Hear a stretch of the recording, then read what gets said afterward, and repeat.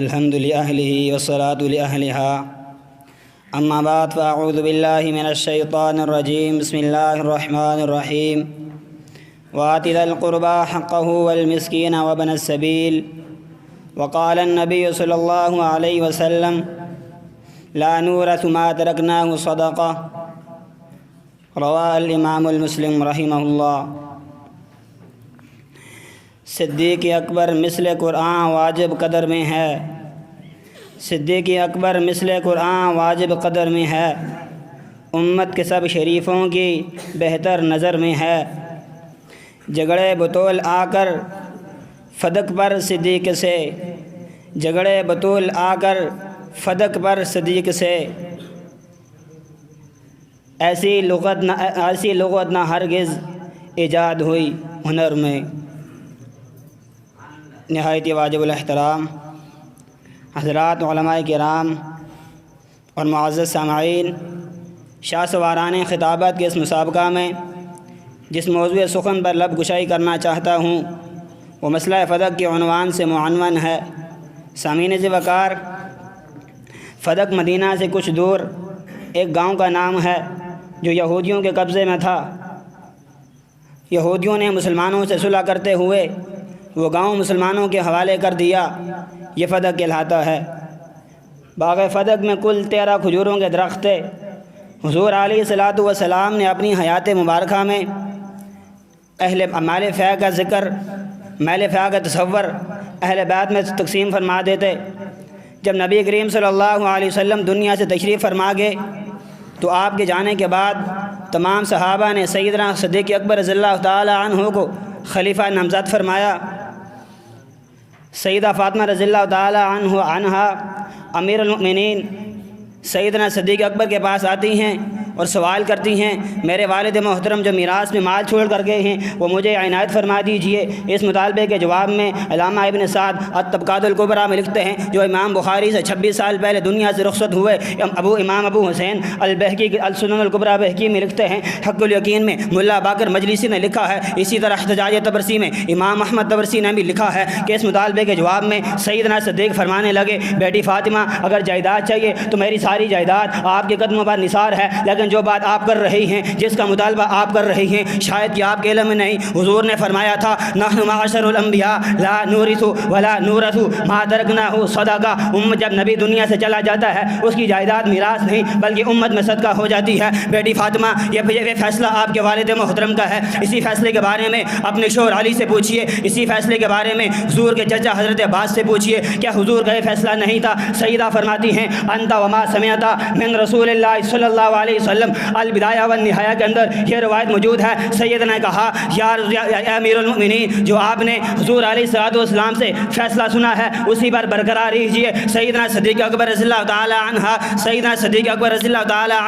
سیدنا علی کے گھر جاتے ہیں اور سیدہ فاطمہ سے بات کرتے ہیں، بیٹی فاطمہ واللہ ما ترکت الدار والمال والاہل الا ابتغاء مرضات اللہ ومرضات رسول اللہ ومرضاتکم اہل البیت۔ اللہ کی قسم میں ابو بکر آپ کا مال کھانے والا نہیں ہوں، میں نے تو حکم پیغمبری سنایا ہے۔ حضرت فاطمہ فرماتی ہیں، صدیق میں راضی ہوں، آپ کیوں معذرت کر رہے ہیں؟ السنن الکبریٰ بہقی میں یہ روایت موجود ہے۔ اسی روایت کو امام ابن کثیر البدایہ والنہایہ کے اندر نقل کرتے ہیں۔ اسی روایت کو امام احمد طبرسی نے احتجاج طبرسی میں نقل کیا ہے۔ یہی روایت حق الیقین میں ملا باقر مجلسی نے بھی نقل کی ہے۔ سامعین وقار، سیدنا زید بن زین العابدین سے کسی شرارتی نے سوال کیا، جو فیصلہ فدق کا سیدنا ابو بکر نے فاطمہ زہرا کے لیے کیا تھا، آپ کو اس کے بارے میں کیا خیال ہے؟ سیدنا زید بن زین العابدین فرمانے لگے، میرا کیا خیال ہے؟ سن البدایہ والنہایہ جلد نمبر 6 صفحہ نمبر 290 پہ لکھا ہے۔ سیدنا زید بن زین العابدین فرمانے لگے، فلو کنت مکان ابی بکر لحکمت بما حکم ابو بکر فی فدق۔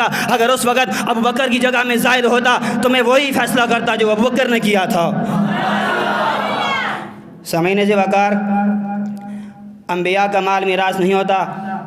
اصول کافی باب العالم والمتعلم جلد نمبر 1 صفحہ نمبر 36 میں روایت موجود ہے۔ حضرت عبداللہ فرماتے ہیں ان العلماء ورثۃ الانبیاء وذاک ان الانبیاء لم یورثوا دینارا ولا درہما وانما ورثوا العلم فمن اخذ منه اخذ بحظ وافر۔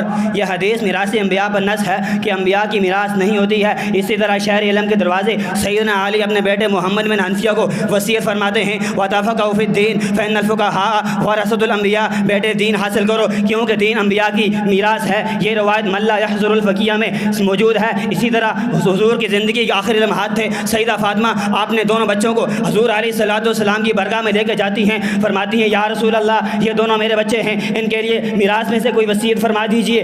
آپ فرمانے لگے اما حسن فإن له حیبتی واما حسین فإن له جرتی، حسن کے لیے میری حیبت ہے اور حسین کے لیے میری جرت ہے۔ یہ حدیث مبارکہ حکومت الاسلامیہ صفحہ نمبر 93 پر موجود ہے۔ اسی حدیث کو ابن ابی الحدید نے شرح نہج البلاغہ میں نقل کیا ہے۔ اسی حدیث کو امام جری طبری نے تصنیف دلائل الامامہ میں نقل کیا ہے۔ اسی حدیث کو شیعہ کی معتبر کتاب کشف الغمہ جلد نمبر 2 صفحہ نمبر 84 پر موجود ہے۔ اس حدیث سے پتہ چلتا ہے کہ انبیاء کی میراث نہیں ہوتی ہے۔ سامعین وقار، سیدہ فاطمہ، جب آپ سیدہ فاطمہ کے بارے میں کہتے ہیں کہ سیدہ فاطمہ صدیق اکبر سے ناراض تھی، آیت قرآنی حدیث سے متبادہ کرتے ہیں۔ ترمذی شریف کے اندر روایت موجود ہے، حدیث نمبر 1609 میں لکھا ہے سیدہ فاطمہ سیدنا صدیق اکبر کے پاس جاتی ہیں اور دونوں سیدنا عمر کے پاس بھی جاتی ہیں، دونوں سے میراث کا مطالبہ کرتی ہیں۔ دونوں نے جواب دیا سمعنا رسول اللہ صلی اللہ علیہ وسلم اننی لا اورث، بے شک میں وارث نہیں بناتا۔ سیدہ فاطمہ فرماتی ہیں واللہ لا